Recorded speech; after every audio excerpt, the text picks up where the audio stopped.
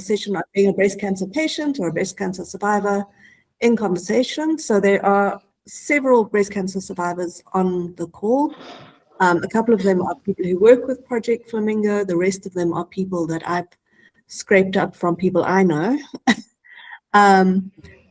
I must say in advance that we don't necessarily represent the range of experiences of breast cancer survivors. Most of us have been in private healthcare.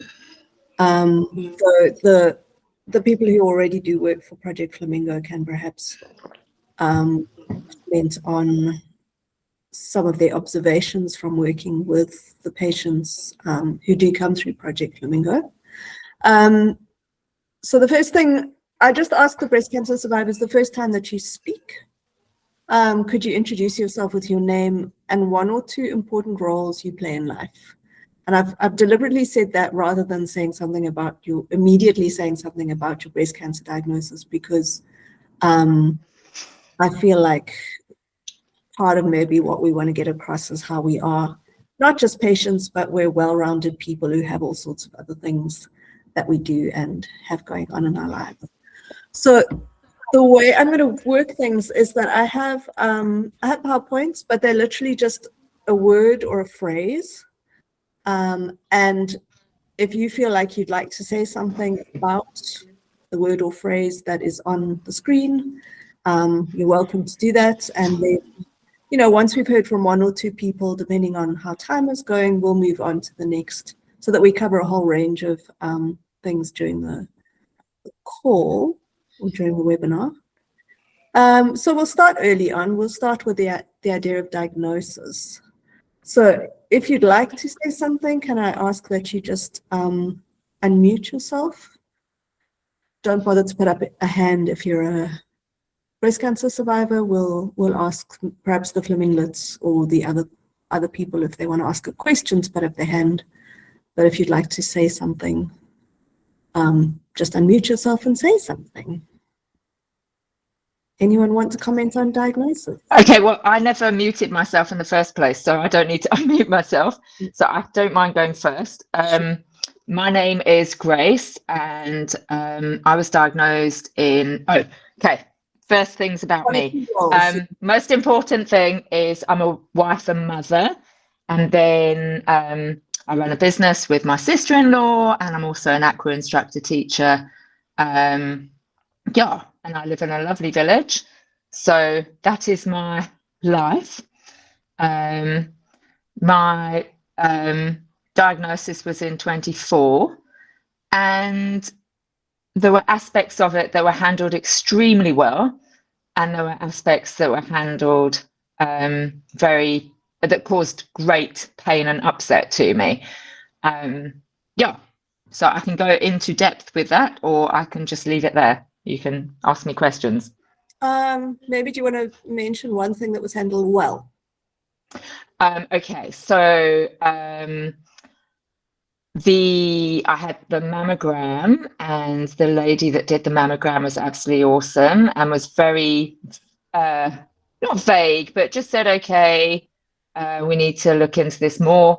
And then the surgeon that I was sent to from my really fabulous GP was absolutely awesome. The way he dealt with it, because I sat there and cried saying, I don't want to die because my children are too young.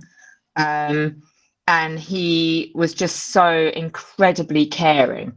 And the receptionist that works for him as well, I actually said to him her months later how she made the most amazing impact on my life, on how kind she was and how she handled the situation. So that was a very, very good part of my diagnosis. Thanks, Grace. Is there anyone else who would like to share something around that? I'd like to. I'm Sue. I see I've signed in with the wrong Gmail account, so I'm sorry. Good. I'm absent-minded and like in the middle of marking, so I'm not remembering much at the moment. I just wanted to say about diagnosis. For me, diagnosis was I got sent to a surgeon by my fantastic GP, And she told me not to worry, it was just a lump, and we would do a very quick lumpectomy and everything would be fine. So I did the op, and then a week later she called me and said, oops, positive margins, oops, you might have to come in for another op. And that was like the extent of it. No mammogram, nothing, which was kind of interesting. Yeah. Yours is probably the strangest story I know along those lines, to be honest. Yeah. Anyone else? Can I say something, please, Judith? It's Sam. Sam. So I'm just on. I can speak for a lot of people because our support group has 100 ladies on it, and also we obviously also do volunteer work for Project Flamingo.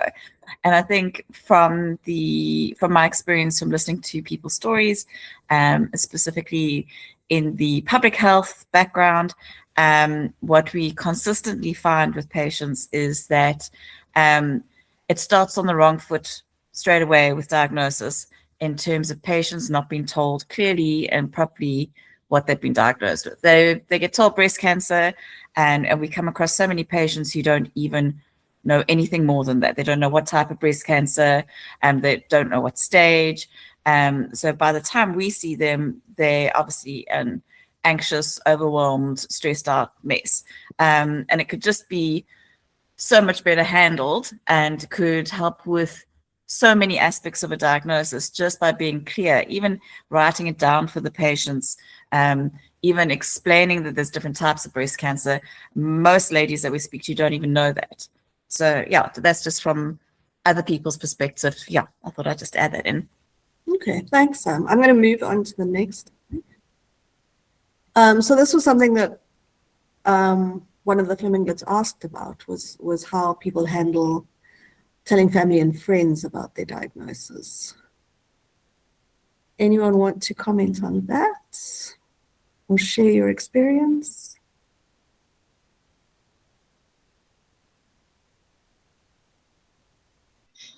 Okay, it's Grace again. Telling obviously I was the bad part of my diagnosis was I had the mammogram where everyone was lovely, and then I was sent for the ultrasound where the radiologist was not so lovely, and I walked out of hospital in an absolute panic stage. And by the time I got to the car, I was in floods of tears, phoned my husband and said, I'm very terrified. Can you meet me somewhere? I phoned my best friend and went to her coffee shop, and that was but like where you kind of know. And I do count myself as very, very fortunate because I have incredible friends and incredible family. So I could speak openly to them. But what I do find is people say, and I totally understand why, they say, I'm sure it's nothing. I've Googled it. The majority of people, it's nothing. And you're like, yeah, I get that, but I have this very bad feeling that it is something. So then that was on the Friday, and on the Monday, I had the biopsy. And so I had my the results within a couple of days. And I think the most difficult was telling my children, because obviously you are extremely responsible for them. And how old were you? How old were you? My kids were 16 and 14. Okay. 2 girls. So my eldest daughter, I think actually her main thing was are you going to die? Which I actually started the thing with, I'm not going to die. Not yet. Just so that you've got absolute reassurance. And then, but for my eldest daughter, it's like, are you going to lose your hair? And I was like, well, there's a very, very good chance that's going to happen because I'm going to have chemotherapy. And that's the thing that she found most upsetting. But we worked through that, and she was actually the one that shaved my head in the end. So yeah, I think, yeah, telling your children is probably the hardest. I phoned my mum, who lives in the UK, and telling her, I phoned her when I was actually waiting for my biopsy, and she'd had a lump in her breast when she was in her early 40s, late 30s, early 40s, which was nothing in the end. So I phoned her and I said, I just want you to be aware that this is what I'm doing, and I'm sure it's nothing. I'm sure it's just like you, but this is where I'm at, kind of knowing that I'm probably not there. Yeah. So anyway, so yeah, it's very weird telling people because you don't want to be a drama queen. You want to kind of take it all in your stride. Yeah, so that's my little 2 pence on that situation. Okay, thank you. I'm going to move on to the next topic, which is around relationships with healthcare providers. I'm going to ask people if they want to tell their story, not to use the name of the healthcare provider, because we are not here to either, well, I'm sure you know why. So does anyone want to share anything around their relationship with their healthcare providers, either kind of at the time of diagnosis or as things have gone along? I can share, Judith. Not surprised, Jane. My name's Jane. Judith knows my story well. I have had brilliant medical care the entire time. So 3.5 years ago, I was diagnosed with stage 1.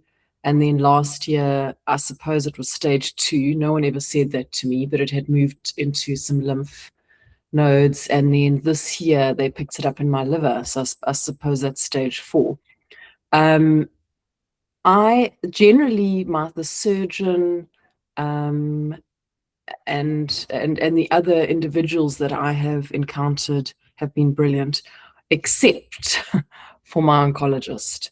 I've had a fraught relationship with her right from the beginning, and I think the lesson in hindsight is that an oncologist that's unclear with you, that kind of gives mixed messages, as well as doesn't establish a good relationship, always maintained an enormous distance, which I can understand. But I think my nickname for her, as Judith knows, what did I call her, Judith? It's the bitch from hell, something like that. But so she's just cold as ice, never that interested, also giving mixed messages. And then for me as a person, I have a huge weakness for denial. I go into denial very easily. And I think I listened very closely to her positive points, and I didn't listen so carefully to her negative points. And we didn't have that established rapport. And I do credit that, honestly, with going from stage 1 to, I mean, you can never say never, but I do credit it as being a contributory factor to me going from stage 1 to stage 4 in 3.5 years, even though I have a HER2 negative. I don't have an aggressive cancer. I mean, I take part of that blame. She takes part of that blame, but I think, I don't know what the lesson is. The lesson is very clear messaging from a medical practitioner's point of view. Very, very, very clear communication with your patient.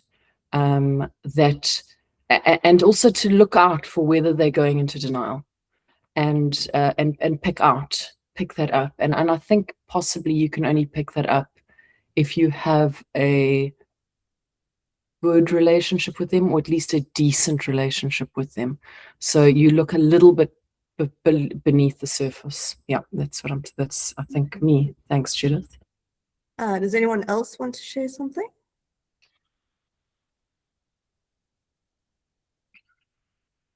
It's a bit of a story to follow. Yeah, I'm wondering if you should talk a little bit about the wanting to do some integrative. Okay. Or I'll just say it as a kind of general thing. That I think quite a lot of, particularly middle class and educated breast cancer patients, do tend to want to know what else they can do, and that if there is not quite a lot of trust in your oncologist, I think quite a lot of people lie to their oncologists. Don't tell them the other things that they're doing, partly because they think the oncologist will either tell them to just stop doing it, or that they will kind of, as happened with Jane, kind of tell them, you know, you either do our treatments or you just go your own way. So that can be quite a tricky thing to navigate if you're wanting to try things that are not part of the standard procedures. And I think there's quite a lot of people who are doing things. Anyone else comment on that? Can I just comment on, take that a little bit deeper? Wow. For me, it's actually about an oncologist that is interested in not necessarily integrative, weird alternatives, but it's just open to, you know, the field is growing, emerging all the time. It's hugely overwhelming for certainly a non-oncologist, and I think for an oncologist as well. And I know that as an oncologist, they are signed on to groups that advise them on the latest protocols, etc., because it's such a minefield. But still, as an individual, my oncologist is not interested in anything outside of absolute standard practices. And I wasn't looking to replace anything that she was proposing. All the medication she's put me on, I'm sticking to it like glue. And I've never had an issue with it, and I've never challenged her on that. But when I looked at alternatives to add to it as supportive therapies, she threatened, as Judith said, she basically threatened me, saying it's these things and nothing else, or you go your own way and do your other things. And she just was very threatened by the fact that I wanted to do other alternatives. And I am very open to her saying, look, I'm not sure this is safe, and we need to do some more research into these alternatives so that we can be certain they're not interfering with the medications that you're on. That is part of her job. But to just be completely closed to even talking about any alternatives was my experience. Judith, I can add something here as well. As you know, obviously I can, so this is also a subject close to my heart. With the integrative cancer care is a big part of what our charity does, and speaks the language and makes a safe space for us to have conversations like this, because we know that in an oncologist's office, 9 times out of 10, they're not going to be too happy with an integrative cancer conversation. I was diagnosed in 2020. And I'm stage 4 now, and I've seen 7 oncologists. My current one I've been with for 2 years, and I love her, and I'm not changing from her. But I think my biggest thing that I would say, like especially Jane, hearing your story, is, you know, like an oncologist is a relationship for life. So I encourage anyone who crosses my path, if you don't feel like you're getting that relationship, what you're wanting out of it, then seek another oncologist. And, you know, I always think like, oh, I hope people don't judge me that I'm a tricksy, troublesome patient, because I've seen so many oncologists. But the moment that I feel disrespected or eyeball rolled or forgotten, I have decided then that oncologist is not for me. And my current oncologist, she's certainly not an integrative oncologist, but she allows me to talk about things and doesn't make me feel like I'm a naughty child. So yeah, I think that's from a patient's point of view. Thank you. Judith? Yeah. It's Liana. Liana. Oh, yeah. Liana. Hi, can you hear me? Yes. Hi, sorry. So, hi everybody. I'm Liana. I'm from Project Flamingo, and I'm also a breast cancer surgeon. If I just may jump in here for the students' sake, just from an education point of view. So, thank you so much for everybody sharing their stories. This is so helpful. It is. These things are not written in textbooks, and these are the lessons that we need to learn, and what we so desperately want to teach our students. So thank you so much for that. Just on this point, before we move further, in terms of the communication, just going back to that, for our medical students, please remember that, you know, we have tendency sometimes, even when we are uncomfortable as medical professionals, to hide behind language. And remember these patient stories and how clear, empathetic, but clear and honest communication can make all the difference in the world. I think it's so important. So don't, because you're uncomfortable, you're not sure how to deliver this bad news. It's actually getting comfortable with the uncomfortable so that you can communicate clearly and honestly with your patients. So important. And then just in terms of, you know, the stories that we heard now, so integrative medicine, I'm also in private part-time. So yes, I think, and I happen to have an integrative qualification, which is hugely helpful. But to the students, I really want to encourage you to remain curious, to remain open. And I think it really is what these stories are telling us is really treasuring the relationship with the patient. And when we look at medical ethics, the principles that we have to balance here is patient autonomy. So the patient has the choice, and to be clear with them, I can give you, it's my job to give you the best advice that I can possibly give, because I have other ethical obligations called beneficence and non-maleficence. So do no harm, basically. So I can give that to you. At the end of the day, I'm not a bully. I can't force you to do anything. I want us to walk this road together. At the end of the day, it is your choice. And I am, you know, on this journey with you.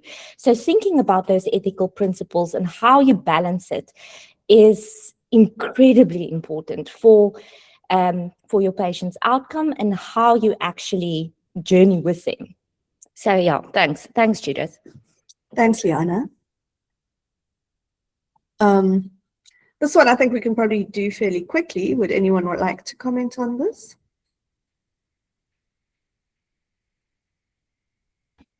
I'll come in here again. Sorry, I don't want to take up too much space, but Judith is the one friend that I've got that I never realized I didn't realize how hugely valuable having someone that I could share this journey with was. So most of my friends just don't really get it. I mean, we talk about it, I laugh about it, I joke, we have some serious things that we talk about, but generally it's a very, very shallow level. But just because Judith had been through this before, it's kind of like evolved into a relationship where we can talk about lots of different aspects of the journey in depth. And it's only in hindsight that I realize how massively valuable that is. It would be a very lonely journey indeed without someone to share that with. Yeah, I mean, some of the people on this call, so Sue, Jane, I'm hoping Morgan will join us later. So Sue and Morgan and I all went through our diagnosis, chemo, and well, radiation if we had it, within sort of 6 months of each other. Sue and I pretty much at the same time, and then Morgan 6 months later. And actually having someone on the same timeline is incredibly important, but also people who've already been through things can be really helpful. people who you kind of connect with later. So Jane, I've known Jane for a really long time, but it's kind of probably actually more through both having had breast cancer that we've connected more strongly, I think. But you also lose friendships. You know, it's also possible to lose relationships particularly when you realize that perhaps people are not as supportive of you as you were anticipating them to be. Anyone else want to just comment on that? Can I say, just for the medical, the students that are listening, I would lean into encouraging patients to do what you've just said. So when we come and do Project Flamingo and we walk into the ward, and normally the first day when we go during the week, they're all very awkward around each other. They actually don't even know that they're all there for the same thing. And we introduce themselves to each other. And then we encourage them to get each other's phone numbers and make a WhatsApp group, because exactly what you've just said, they're all same timeline. Even though they're from different areas, outlying areas, they can check in on themselves. And by the time we come back on the Saturday for the surgeries, quite often there are friends. In the short couple of days, they've now broken the ice. But also to encourage patients to find support groups and find their people, whether it's a small group or a big charity group, because that's basically how I started my charity, because I was lonely. Even though I was surrounded by lots of love, I didn't have people talking the talk.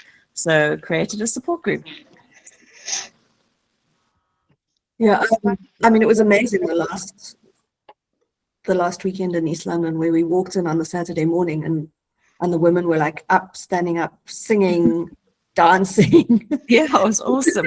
Amazing atmosphere in there. It was quite astounding. Judith, Yeah. I just wanted to say, when we started our journey together, we formed the Boob Squad. Yes, And that was one of the things that kept me sane, absolutely. was having people who were going through exactly the same thing and meeting and being able to talk to somebody about it. Yeah. Yeah, and your wisdom was really, really appreciated at the time. And then we both knew more by the time Morgan came along, so that we could both share with her. Mm-hmm. Yeah, it was been very important to me, certainly. Absolutely. Thanks, Sue. Next lovely topic, fear.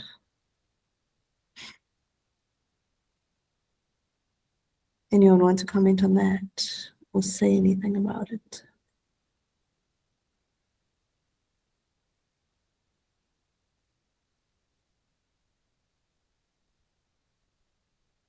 Okay, I'll say, one of the things our friend Morgan says is you don't get off this bus.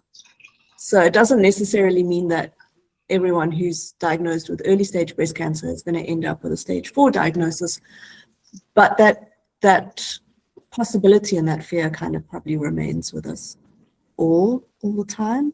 Yeah, I think fear, it almost links back to the previous one about friendship, is that you can have the most incredible friends who love you and are there for you. You can have the most incredible family who love you and there for you, but no one understands the fear unless they're walking the path or have walked the path. And even like now, I think I have a clear bill of health, but that fear doesn't go away because it could be lingering in my body. So, I mean, you can never ever be that person you were before diagnosis. That person's gone. That's free living, kind of non-fit. Like, yeah, I don't know if I'm explaining myself properly, but you will never be the same person again because fear is always going to be part of your life now. Yeah, my therapist calls it a loss of naivety. Yes. Yeah. Anyone else want to comment? It does get better, I think, over time, unless there are specific things that come up. But yeah, it is part of life, I think. Judith? Yeah.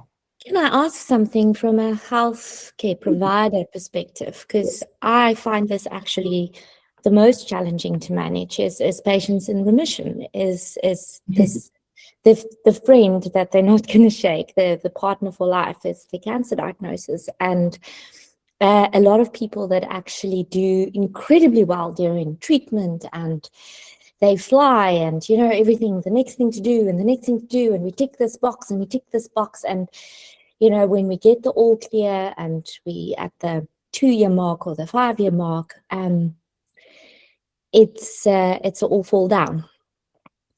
From a healthcare, what can a healthcare professional potentially do to alleviate or support? I don't think we can alleviate it, but how can we support this phase of the journey and this incredibly difficult thing to navigate?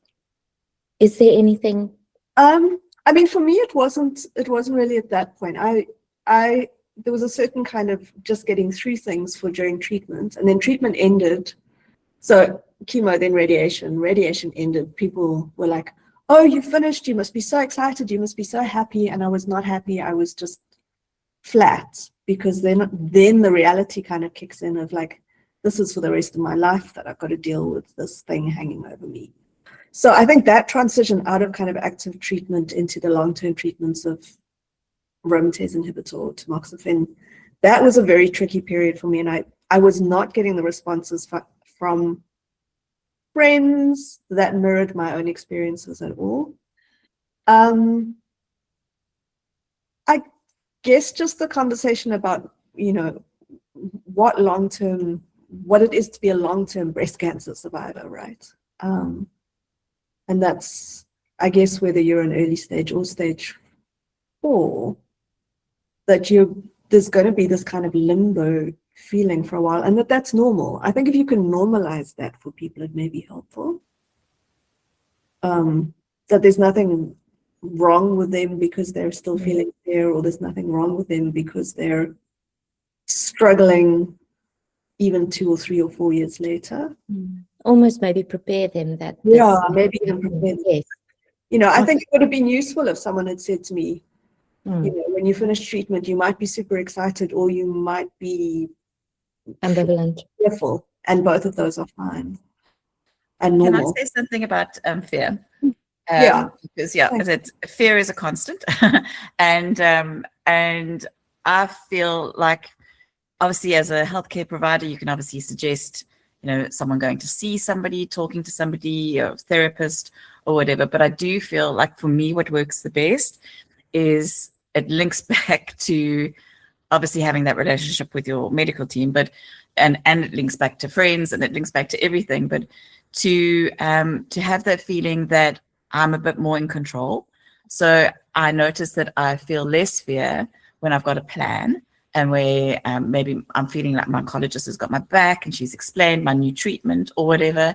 But also when I take things into my own hands, like creating my own fear-busting plan of maybe going for beach walks, and I'll say, today I'm going to do a smoothie for breakfast, or things like that. Or I read a really good article about a supplement, and then they could mean nothing, but it could also be, it's just working on my headspace and just making me feel like it's not all out of my control. I'm trying to take my health in control. Does that make sense?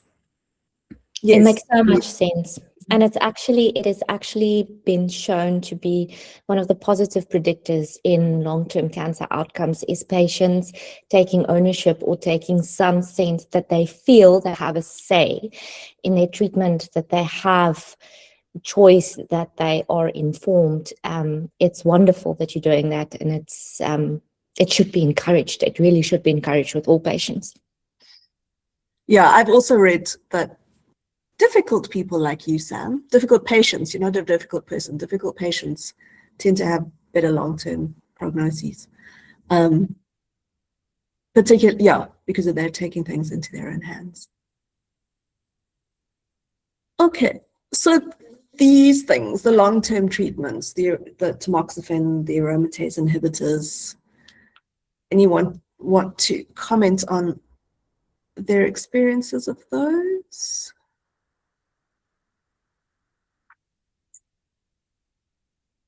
Who's been on them?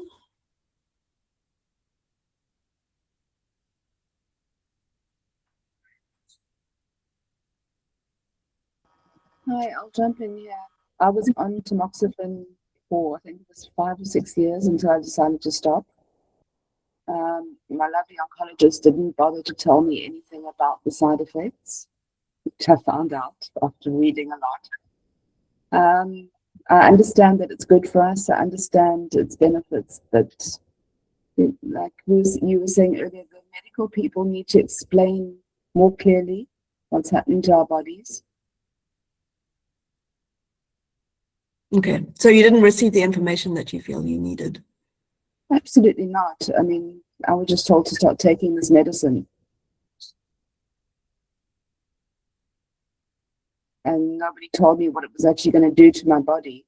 And hello menopause, hello absent-mindedness. A whole lot of other things came into play.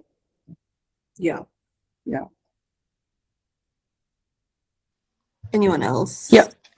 Yeah, I must say, I think, Judith, you saw that I posted a thing about letrozole on the group last week because I was in a weird situation where I wasn't quite sure if I'd gone through menopause or not because I'd been on the contraceptive pill when I was diagnosed, and so I stopped taking it, and then it kind of appeared like I was probably menopausal, so I was put on letrozole because I hadn't I had a period for over a year. So but it's interesting because I had to find out those different. You were the one that said, I just knew that you get tamoxifen if you're premenopausal and letrozole if you're postmenopausal.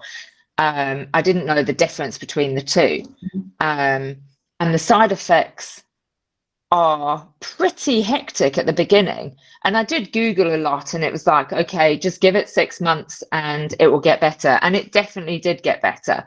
But for those first 3 months, every joint in my body did not work properly and was extremely sore. I mean, I remember I leapt over the little stream that had broken through on the beach, and I felt like my shoulders were being ripped out of my body. It was so painful. Now that's gone now, but yeah, it would be nice to get a heads up. Don't panic. You're not going to fall apart, kind of thing. Anyone else?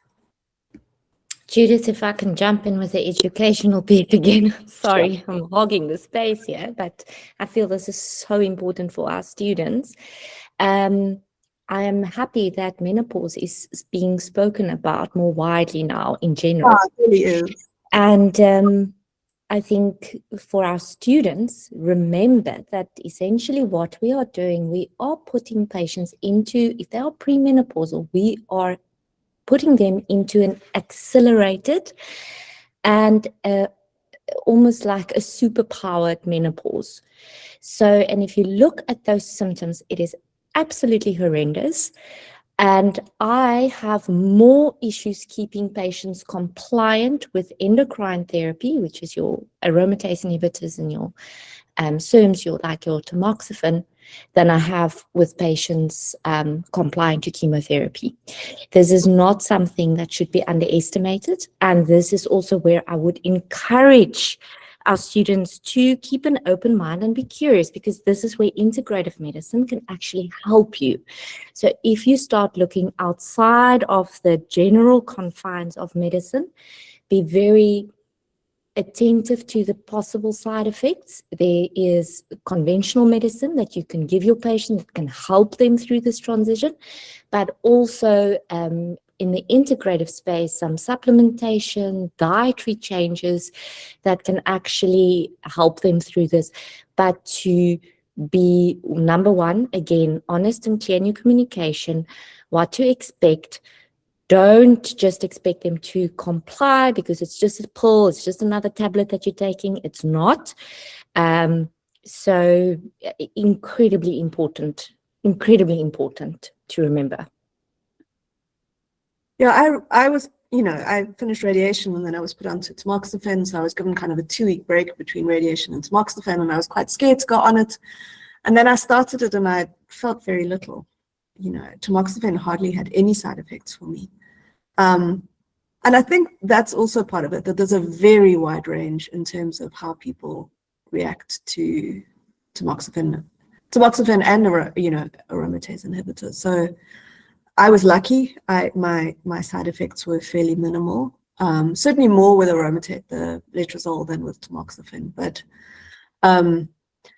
I've never reached a stage where I wanted to come off them because the side effects were so bad. But I had been kind of primed to believe that they would be, because I had been reading, whatever it was, various kind of experiences of people on them. And exercise as important for joints, and that kind of thing. And also to explaining to people what the difference is and how they work differently. So I joke with Jane that we call, being on aromatase inhibitors menopause 2.0. Because I was put into menopause by chemo, so I didn't have a natural kind of menopause in the first place. And then the aromatase inhibitors certainly put me into menopause 2.0. Anyway, Just Jane. come in here. So for me, two things that might help medical professionals was I delayed going on tamoxifen because I was so terrified of the side effects, and I was never it was never kind of even explained to me what it would do, how I could manage them, etc. And when I finally did go on tamoxifen, it was very easy. I had 0 side effects. Then obviously had a recurrence, and I went on ovarian suppression and letrozole. And boy, those were very extreme side effects, to the point at which I stopped taking the letrozole. And again, my oncologist never really engaged with me about it at all. It was just like, well, that's your choice. When I went back on it after my next stage diagnosis, when I realized, okay, I have to be on it, there's really no way around it. A low carb diet made all the difference. I mean, I still get the symptoms, but they are greatly reduced by a low carb diet. And at no point throughout the few years that I've had from my first diagnosis to where I am today has anyone mentioned diet. And it really had a huge impact on my symptoms, and it took it from unbearable to bearable. So that was quite important. Thank That you. is so interesting that you mention diet. I mean, I definitely exercise, and doing water aerobics is brilliant for the joints, and that really helped me get through the initial transition onto letrozole. But I did change my diet probably a couple of months into, at the start of letrozole, which did involve very low carbs. So I'm interested that you say that.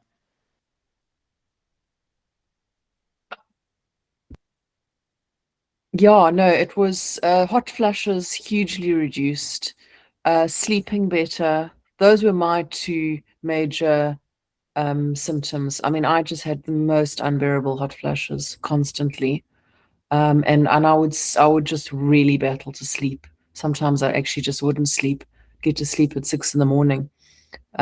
And yeah, the low carb helped with all of that. It was actually dramatic. Yeah, I mean, some people do find that, maybe this is for all menopausal women, that things like alcohol and sugar do tend to bring on hot flushes. I mean, not just sugar, but I guess kind of high carb. So I had certainly had hot flushes, but they were not bad enough to kind of concern me that much. But I was offered, I think by the oncologist, antidepressants as a way of dealing with hot flushes. And I was like, no, I don't think I want to mess with my brain hormones. Thank you. I think I'll just continue to have the hot flushes and survive them.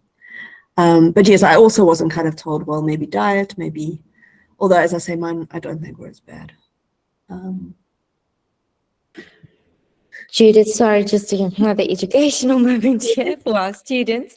So unfortunately, when we deal with our patients in the public healthcare system, we are dealing with patients that are grossly resource constrained. So giving dietary advice becomes a very, very tricky thing to navigate. So, but to our students to remember that you can still have that conversation with patients, and that fairly lower cost food, like for instance, replacing some of the mealie meal with lentils or beans or things like that.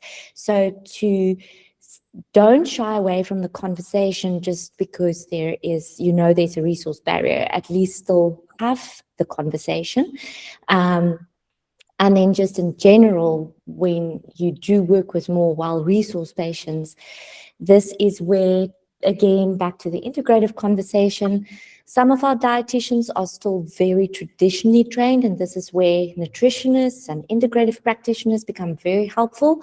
And there's a lot of studies coming out, especially from the East, that for triple negative cancers and your HER2 positive cancers, ketogenic diet, hugely beneficial. And then for patients on endocrine therapy and your hormone-sensitive breast cancers, low carb and more towards a Mediterranean style diet, healthy fats, some carbs, but healthier carbs, or your low GI sort of carbs. There's good evidence to suggest that it can have a beneficial impact and help navigate some of the side effects and symptoms. And it's just really good for their overall health. So yeah, thanks, Judith. Thank you. I actually was told by my first oncologist that a low GI diet was beneficial, but again, maybe a bit more detail would have been helpful. I did feel a bit alone with that. So I decided, I went and actually I kind of got all my friends give me money for my birthday, and I went for genetic testing for diet and health after like a year after my diagnosis, just because you're obviously curious about what could have worked in your body to give you cancer. So my results came back that I had 2 splices or whatever it's called of MTHFR on my genes, which meant that I have a lot of excess estrogen in my body that I can't get rid of properly. And so I have a brilliant dietitian who she said lots of cruciferous veg, low carb, but she would never put me on a no carb diet because I need the fiber to help get rid of that estrogen. So as you were saying earlier, it's lots of beans and lentils, which you can do so cheaply if you buy them dried and you do a soak overnight or a quick soak. It is a brilliant way to change your diet. Thank you. I'm gonna skip a couple, I think, and just because I think we've talked about that, and just talk about survivorship, the sort of the long-term management of being a breast cancer survivor. So for me, it's been 9 years. Anyone want to comment on that? How you kind of navigate being a breast cancer survivor kind of for a very long time?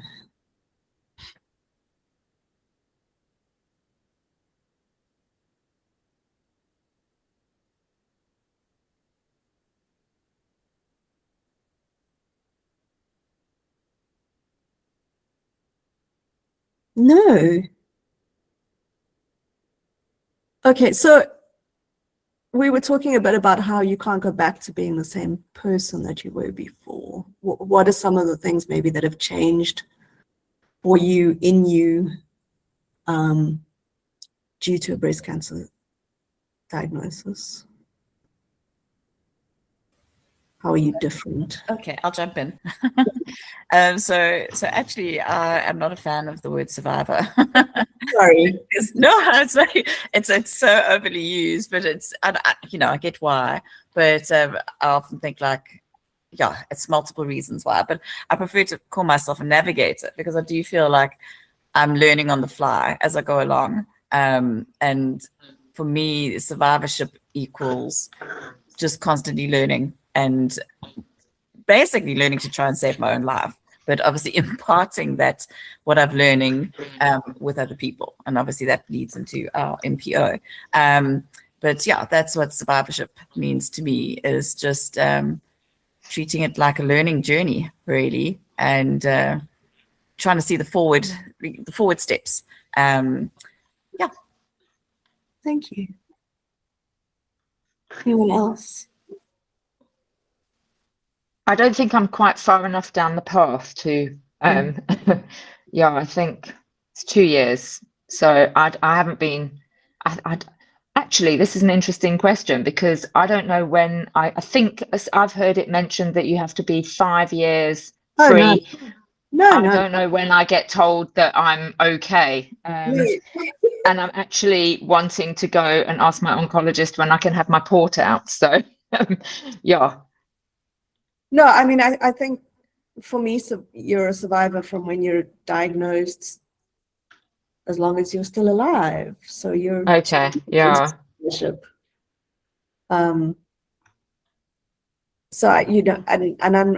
yes, there's a lot of stuff around these 5-year things because of the way the research tends to be done. So everything is like,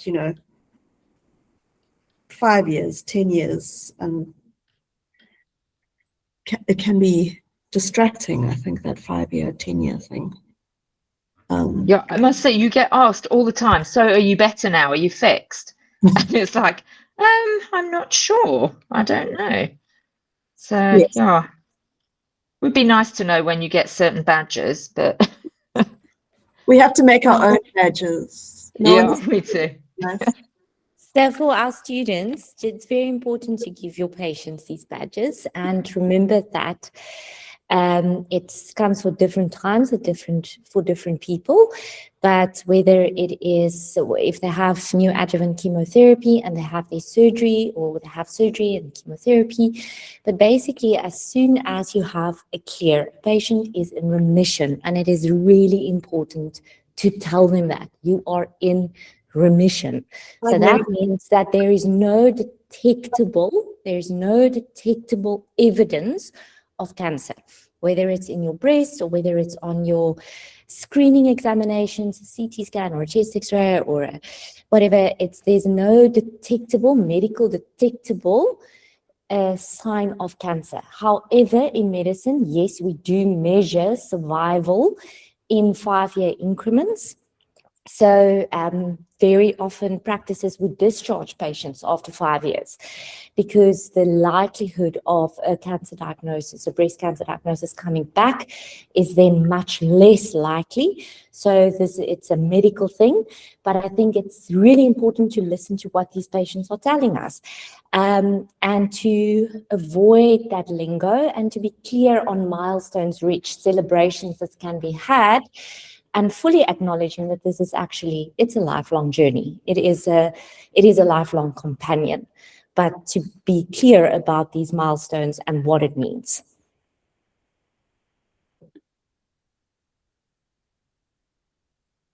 Does anyone else have things that they would like to comment on? Anything else that we haven't covered that you were thinking you would like to share? Well, I was thinking like the things not to say to patients, the things like I always say to our volunteers and to our patients, and pretty much anyone who wants to hear it, is don't ever tell anyone to be brave or strong. It's a load of baloney. No one has to be brave or strong, as long as they're picking themselves up and taking the next step after they've had their moment. Because if there's ever going to be a chance in your life when you're going to have a meltdown, it's going to be through these hard times. And it's not just one hard time, it's often multiple. And we've got to kind of learn the steps and the tools of picking ourselves up. But nobody has to do it with a brave face. So I'm all for getting people to talk about what they're going through, having awkward conversations. But yeah, from a student perspective, yeah, I always feel like there's certain things like, please don't ever say to a cancer patient. Also, another thing I get said a lot is people say to me, "Oh, how can you be stage 4? You look so good." So, then you don't know what to say back, you know. So, people don't know what's happening in your insides. And yeah, just allowing the patient to kind of lead with their headspace rather than just assuming where they're at. So yeah, there's lots of things online of what not to say to a cancer patient. And sometimes, yeah, I know one of them is, oh, you have the good kind of cancer, or your cancer is easy to treat, or those kind of things. Yeah, they're not so great to hear. So yeah.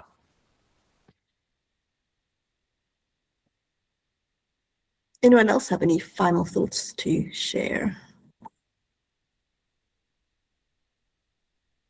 Okay. Then I think we can end there. Thank you so much to everyone who joined us. Thank you, Judith. That was very interesting. From our side, I just want to say thank you so much to everybody for your honesty, for your openness, for your willingness to share your experience. Like I said earlier, this is the type of education that we don't get in textbooks, and that is absolutely essential if we want to create healthcare workers with heart, with soul, with where it's not just about cure, and it really is about healing. So Judith, thank you so much for facilitating this incredible conversation. We are going to share this far and wide, and even to our qualified volunteers, our surgeons and our specialists, because I think it's so important to hear these things from the people at the end of the day that should be in the center of the conversation. So we are so grateful. Thank you so much, everybody, for sharing. Well, thank you for being open to listening to the patients. It's really nice to be heard. Yeah, I mean, I think these are conversations we have amongst ourselves. We don't often get opportunities to have them with people who are actually in medical fields. So well, let's hope we can facilitate more of it, because I think it's so necessary. So thank you. Sure. Thanks, Liana. Hope you guys have an awesome evening. Thanks so much. Thank you. Thanks, everyone. Thank you. Thank you, Judith. Pleasure. Bye. Thank you. Bye.